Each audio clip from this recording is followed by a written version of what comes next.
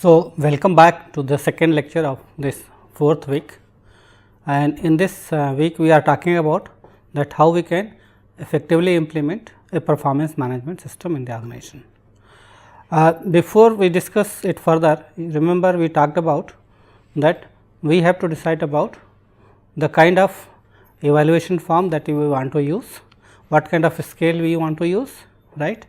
And once it is decided about the form and the scale, then we develop a form and then we implement the performance management system.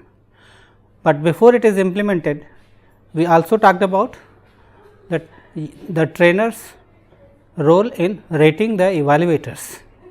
So, that we are able to make sure that performance evaluation is accurate and consistent, and in the process what is important is that the raters need to be trained on various aspects. Remember, we also talked about supervisors' problem in evaluating the performance of the employees. So, they need to be trained. Remember, we talked about two kind of evaluations that is happening. One is related to behavior, the other one is related to results. Now, when it comes to evaluating results, there is not much problem because you have fixed performance standards, and these performance standards are objective and hard, and then you compare these performance standards with the achievement of the individual to see that whether he has achieved the desired goal or not. But when it comes to rating the behavioral competencies, the raters have lot of problems, right. So, it is very important that raters be trained in the process to ensure that they make correct observations of the behavior of the employees, so that it is properly rated, because this rating is going to decide a number of things like their performance, reward link, like their career growth, including promotions, maybe the development plan for the next cycle of the performance. Since we are going to decide about lot of issues related to the performance and its record, we have to ensure that this implementation takes place hassle free, right. So, in this process what we are going to discuss is that how we go about training individuals in observation of the behavior, and what is very important is that they should be trained about how to observe behavior, and that is what we know as behavioral observation training, right. The idea is that some of these unintentional errors can be minimized, right. Remember, we talked about two kind of errors that is made by the individual. One is intentional, the other one is unintentional. Intentional means where you try to rate people as average, or either you become too strict or too lenient, and that is we know as intentional error, right. But when we are talking about unintentional error, this kind of error takes place consciously or unconsciously, and it is in the back of the mind of the supervisor, and that is why sometimes he is not even aware that he is going to commit certain mistakes, right. So, they should be trained that how they are going to observe behavior, okay, so that they go for a proper recording of the behavior. Now, it is very important to ensure that they are trained in observation of the behaviors, right. So, that they are able to rate it, record it, and use this information for evaluating the performance, right. So, what is important here is that you look at the rater's skill in observation of the performance. Say for example, when we are talking about behavioral training, and we say that we want to train them for behavior observation, right. So, when we say that we want to train for behavior observations, so behavior observation, behavior are defined as the competencies, and these competencies, say for example, we want to see say punctuality is one competency, right. Then say problem solving, that is another competencies. Third competencies could be decision making, right. Fourth is integrity, fifth is trust, Sixth is say interpersonal communication.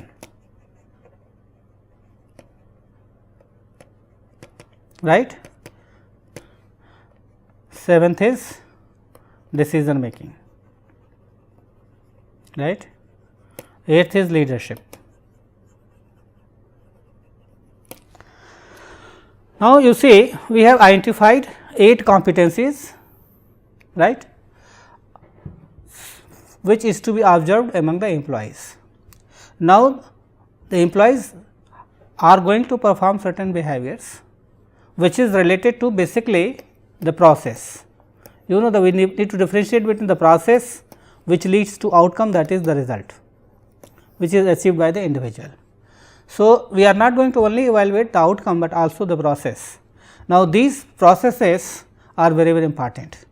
So, we need to identify the behavioral competencies here which contribute to the performance. Now, when we are going to identify these competencies for the purpose of the evaluation, what are the steps that we need to look at and whether employees are trained in that or not, so that they can go for proper evaluation.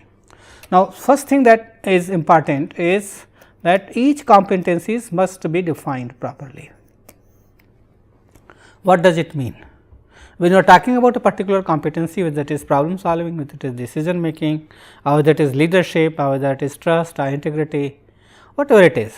So, this need to be defined clearly, so that it helps the rater to understand which competency he is measured. Now, once you have defined it, the second stage in the process is that you need to identify the indicators of these competencies, because that is how we are going to measure. These indicators need to be identified, because if you are not able to identify the indicators, you will not be able to measure these competencies. For example, problem solving. Okay. So, you define what do you mean by problem solving? Okay. First, say for example, when you are saying problem solving, it means that whatever problem happens at the workplace, he is able to solve it with the help of his knowledge, skill and abilities. Okay. It means that he is arriving at a solution effectively using less time in a cost effective way to resolve the problems related to his duties and responsibilities, right. That is how we have defined it very clearly. What do you mean by problem solving? Next stage is that problem solving indicators. What are the problem solving indicators? So, you have to see that what kind of problems he is facing, okay, and in order to solve those problems, what he is doing, right. So, you need to indicate at least 3-4 behaviors which you relate with problem solving abilities, right. So, whenever a problem comes, what happens, what the individual does, what kind of activities he performs. So, indicators are basically related to activities which are going to be related to solve that problem, right. So, when I am talking about indicators related to a particular behavior or competency, you define it clearly and then you look at these indicators, right. And third thing is that once you know that okay, these are the indicators which are related to behavioral competencies of problem solving, then the third thing that you are going for observation. So, you need to observe whether these indicators are present in problem solving or not, okay. And here how effective or ineffective the person is when it comes to solving the problem, okay. So, you are also measuring the effectiveness of behavior by observation, because this is how it is going to help you to rate that behavior, rate the behavior, right.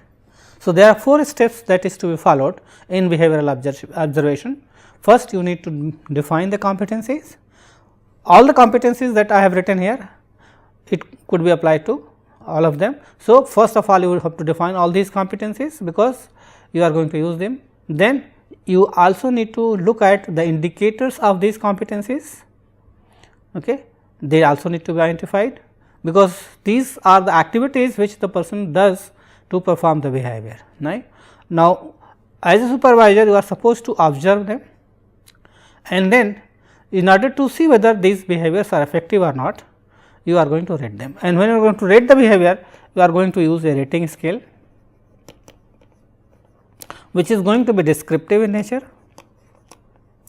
Labels are clear or defined very clearly. So, rating scales are used, and that is how we are going to see that all the competencies are measured by the supervisors. Now, you need to be trained, especially because these two steps are pre-specified before the evaluation takes place. You need to be trained how to observe and then record, because after observation you are going to record it, and then based on this record, okay, you are going to rate this. So, observation and record both are very very important, and that is where you are likely to make an error. So, this error is to be minimized, and that is why you are going for training, that how to go about observation of the behaviors. Now, when you are going for observation of behaviors, there are certain ways that you can do it. Okay. Either you keep a note, or you are going to keep a diary where you keep on writing everything as and when it is observed by you, or you can also take help of audio visual aids to see that how the behavior are observed. So, you can also even capture the processes using audio visual aids to ensure that whether those particular behaviors are performed by the individual and what are these indicators, right. And that is how we go about behavioral observation training, which is very very important, right. So, that is what I was trying to emphasize on, that using this you can really see that people are trained and they do not make unintentional errors, okay, which could be related to supervisors traits, characteristics, temperament and personality. Okay. So, observers need to be trained that how they are going to observe, record it, right, and then based on this record use this information and then rate the performance. So, if they are trained in this kind of a skill, what will happen? They will be able to go for a better record, and they would be able to minimize unintentional errors, right. So, you can also use observational aids including diaries, notes. Today you know that we can use other kind of audiovisual aids like cameras, right, but the use of camera sometimes disturb the people and people become conscious to should be aware that whether you are going for non-participant observation or participant observation, or you can use these some of these audio visual aids without the knowledge of the individual to ensure that it is not going to affect with the functioning of the individual. Moving further, let us see if you are training a supervisor in behavioral training, what happens. Okay. Now, you already have pre-established behaviors for each performance dimensions. Say we have talked about performance dimensions related to integrity, trust, decision making, problem solving, communication, right. So, these are the dimensions of the performance, and for each of these performance dimensions you have established number of behaviors. What are the behaviors that you can relate with this? This is already pre-established. Okay. Then you are going to see how behavior is related with this one, right, within a given time frame, because evaluation is related to a particular time frame, right. So, what you are going to do is you are going to observe those incidents which are matching with these behaviors, right. So, if you are going to train the individual, what will happen? The person would be trained and he would be in a better position to observe those incidents which could be related with this one, right. For example, in a critical incident technique, what happens? In a critical incident, you are going to observe those incidents which lead to either very effective performance or ineffective performance, right. So, if you are going to be trained, you will be able to increase to see that what are those critical incidents which lead to either effective or ineffective performance, right. So, and if you are going to use certain aids, then probably you will be able to standardize the observational behavior. What I mean by standardizing the observational behavior? Because now you are writing with the help of a diary, or you are having certain mechanism to ensure that the processes are captured in some way. So, you have a standard record, because these records would help you to rate the appraisee, right. So, it is always good to have a record in the form of a diary or note or whatever it is. You can use electronic mediums also. So, once you are going to record these critical incidents for the review period, for the period in which the person is going to be evaluated. Okay. So, it helps you to ensure that your rating is more accurate and consistent and you are not making an error. Okay. So, because you are not going to do it immediately, maybe you are going to fill up the form after 6 months, appraisal form. So, when you are going to fill up the form after 6 months, you may not be remembering everything, but you have captured the processes in the form of a note or diary critical incidents, then it would be very, very useful, and probably it would help you to see that you are not going to make these unintentional errors. So, there are a lot of benefits, and that is why it is very, very important that supervisors need to be trained, so that they are not biased, okay, in their evaluation. Moving further, another form of training that is given in addition to behavioral observation training is known as self leadership training. Now, what is self leadership? Self leadership means that is basically related to understanding individual, right. So, if you are going to train in this process, what are the benefits? Basically, this kind of training program is related to understanding of the individual about himself, right. So, if you better understand yourself, you know what are your strengths, what are your weaknesses, what kind of biases you might be affected to. Okay. You are trained in observations, right, then probably it would help you to better manage your performance, not only your performance, but also manage others' performance, right. So, that would increase your confidence in rating, because you have been trained. So, you better understand that how this job is done. So, this leads to more maturity, more self confidence in the individual who is going to train the who is going to rate the individual or their subordinates. Now, in the process, when we are talking about self leadership, this training is happening in which area? So, if you look at the content of this training, it talks about positive self talk, mental imagery, positive beliefs and thought patterns. Now, let me explain each of these things. So, when we are talking about positive self talk or mental image, what does it mean? Mental imagery, what does it mean? Positive self talk means what? Self talk means what? You are going to talk about yourself. Okay.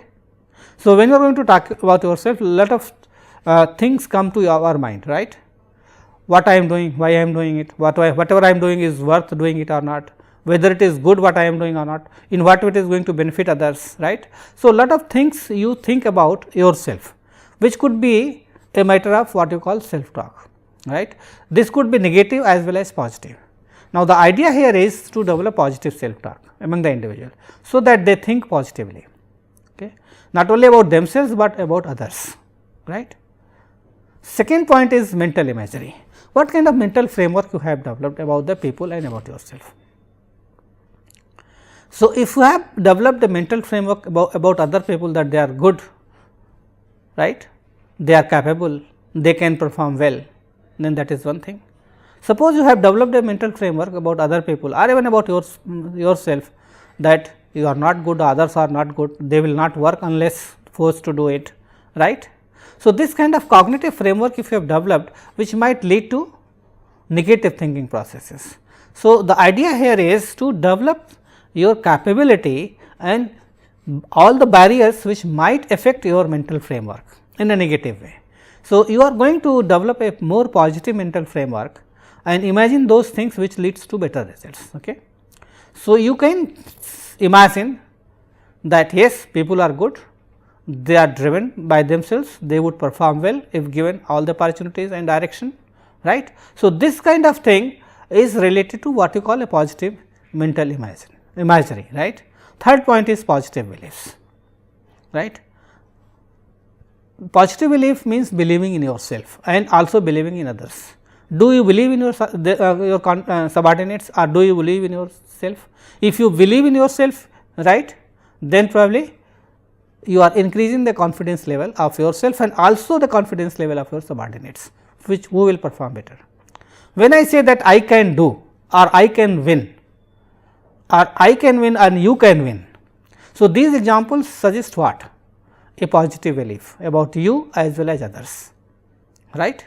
So, it is very, very important that these attributes or characteristics should be developed in the raters, because that would lead to a kind of leadership where people would understand in a better way about the things that is happening, right. And similarly, thought patterns, how you think.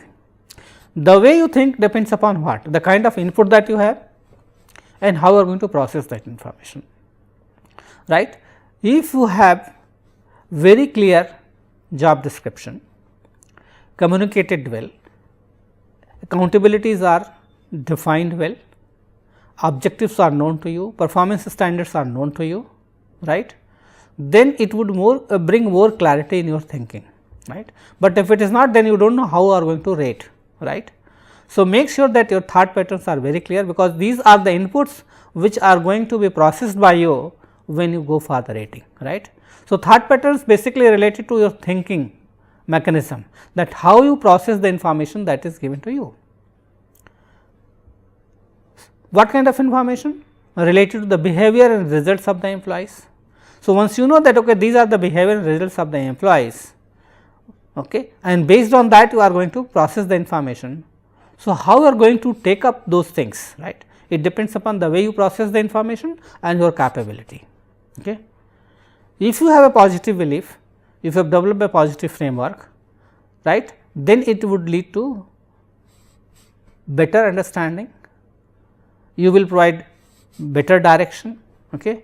You will be motivated to do this job. So, raters training is very, very important, so that you are motivated enough, you direct yourself to these kind of activities and you have confidence in doing this. So, self direction, self motivation and confidence is very, very important, okay, and that can be developed through self leadership training. I have given you certain examples. With the help of these examples, you can understand that how leadership training, where you are trying to help the individual to understand themselves better, their cognitive ability, their framework, whether what kind of belief systems they have, how they process the information. So, if they are clear about it, probably they would be in a better position to do the rating job, right, and they would be more accurate in the process.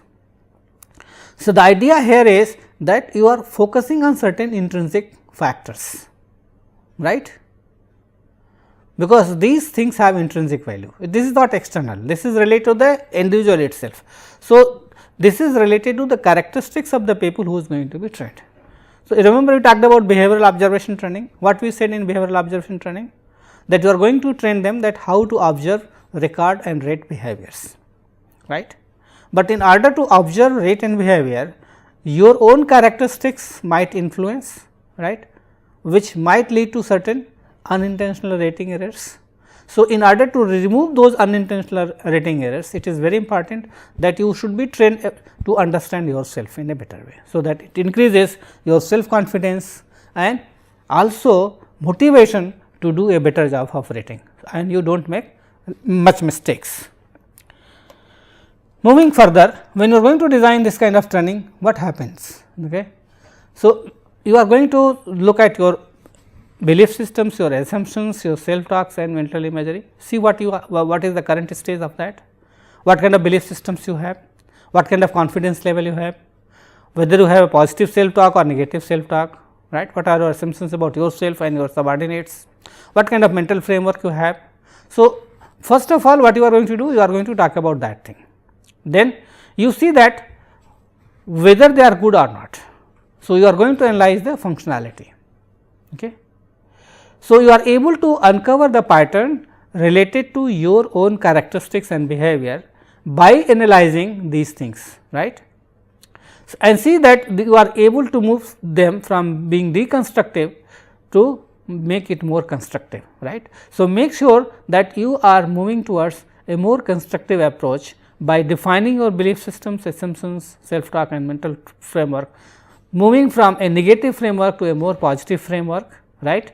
So, make sure that you are able to move it positively. Even if it is not done, then again you go for analyzing this, and so you are going to again do or go for step 1 again.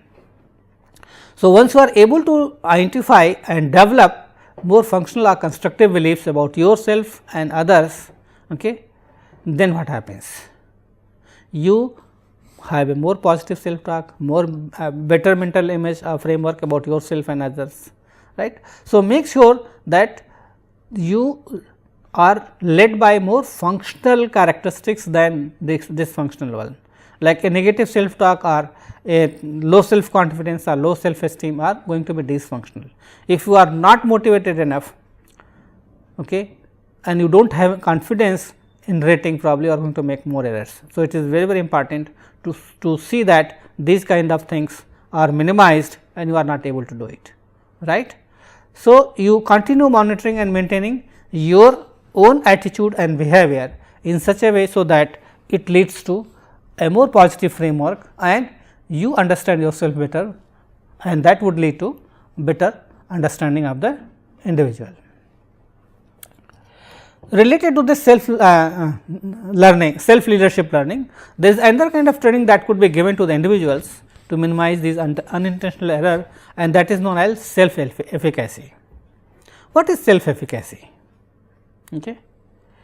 Self efficacy, what is your belief about yourself? Okay.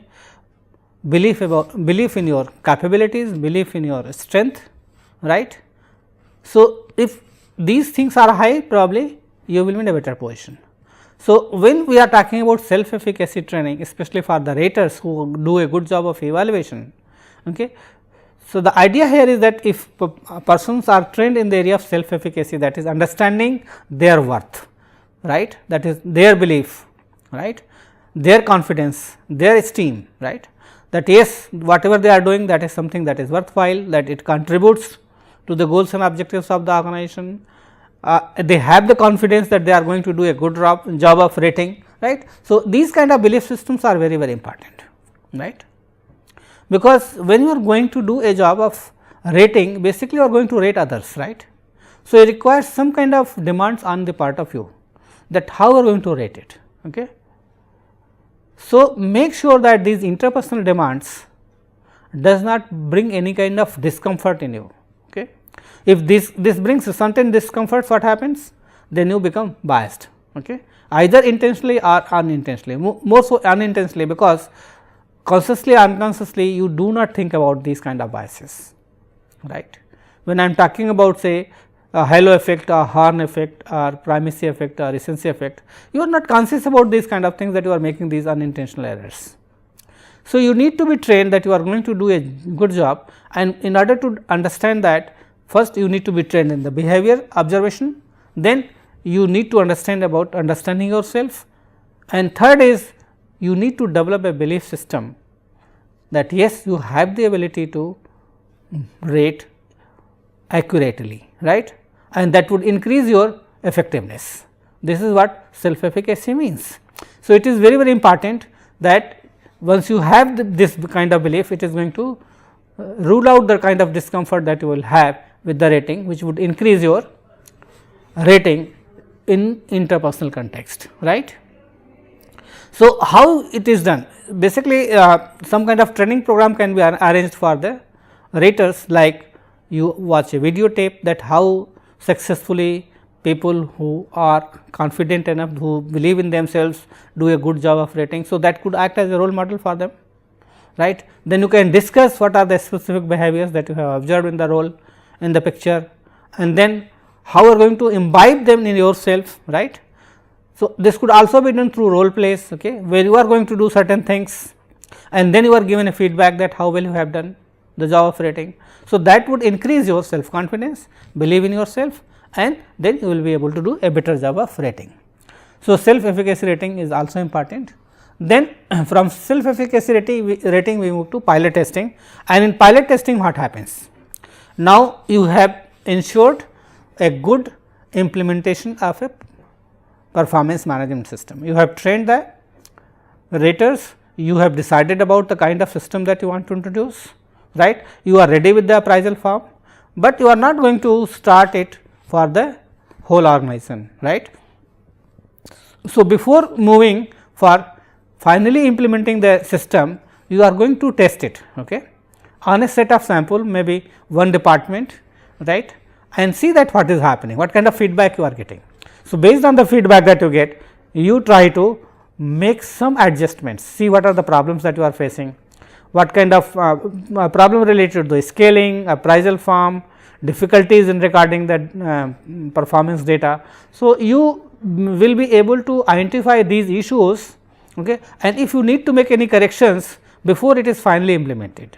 Otherwise, if you do not go for pilot testing, you will be not able to correct anything which could be a problem related to the scaling techniques, related to the measurement of the behavior, even the kind of appraisal form that you are using, right. So, because the systems, if you look at it from the systems users perspective, those are going to make use of this system, especially the managers, and how they are going to react to this system. So, get their reactions, use that feedback. So, if you go for it, probably what happens, you get better acceptance, and once it is accepted in one part of the organization, you can move on, right, and implement that in the organization, right. So, first of all, you roll out a test version with a small group in one department, see what happens, and then you move to fully implement in a planned way for the entire organizations, right. So, that you are not able to create any problem, right. So, when you want to fully implement a PMS in the organization, make sure that all the participants who are going to do this job have a record of issues encountered, okay. They are not going to record appraisal scores, they are going to identify what kind of issues are coming up, right. And once all the input is received from the pilot test, then that is incorporated or embedded in the final version, right. So, that now you have a full fledged PMS system for introducing in the entire organization, and that would have a wider acceptance, right. Now, once PMS is implemented organization wise, what you are going to do? Make sure that yes, you are able to monitor and evaluate it, how the PMS system is working, right. Whether it is, and what you are going to evaluate, whether the performance management system is working effectively, whether and you are not going to encounter any problem related to form, scaling, measurement, recording of the data, right, and whether you are able to implement as per your plan in the entire organization or not, right, and whether this performance system management system that you have produced is really giving good results or not, because if it is not giving good results or it is not giving intended results that you want the system to come out, that is an accurate assessment of the performance of the employee, then this PM system is not going to be effective, right. So, make sure that it gives accurate results, right. So, how we are going to see the evaluations, what is the reactions to the system, how what kind of feedback is given by the managers about the performance management systems, what kind of problems are coming, especially related to operation and the technology that you are using, right, and how the ratings are, whether ratings are without any biases and without any errors or they are having certain biases, right. So, what actually important here is that when you are going to use these kind of systems, you are using technology.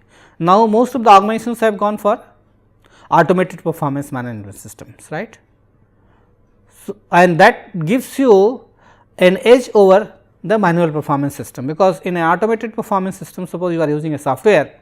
So, everything is recorded and it is kept there, okay, throughout the year. So, it gives you a better assessment of performance ratings, and the kind of data that you have is going to be more accurate, right. And then what are the measures that you are going to use for monitoring and evaluation? These are the metrics that could be used, right. How many peoples have been evaluated, right, how the performance rating is distributed across a set of sample, what kind of information you have, right. How much follow up has been done, right, whether you are going for this performance discussion meeting after this or not, are people satisfied with the performance management system or not, okay, what is the return on investment of this particular system, right, and what is the performance, ultimately you are going to measure the performance, right, whether people are able or individuals are able to perform as per their expectations as the standards or not, right. Now, we are going for online implementations using electronic websites, right. Even appeal filing and all kind of things are done in a electronic mode, so that it gives more accuracy and assessment of the results. So, it is very important to use emails, electronic newsletters, websites, Even appeal filing can be done electronically, even training programs are also done electronically, right, where you can implement in online, so that people understand what are the what kind of errors they are making and how to avoid it, right. So, it has certain advantage because you are going for automation. So, accuracy and speed is maintained, cost is less, right, and you get information more effectively, right, with a less cost. And you can also link it with HR function, other HR functions. So, suppose he is performing very well. So, you see that okay, he is eligible for promotion, he gets higher rewards and these kind of things. And if an automated performance management system, probably it would be easy to monitor performance at the individual, organizational and unit level, right. But it has certain limitations, because you may not be following the best practices, okay, and how, when you, if you want to improve, then again you have to go for it, because it is very difficult to improve the online version, because again you have to write code, go for a program and these kind of things, right. And it may be more complicated, and if you are not going to use it properly, then probably it is going to be a waste of time and resources. So, make sure that if you are going for an online system, okay, you are going to use, and make sure that it is giving the desired results, right. Thank you very much.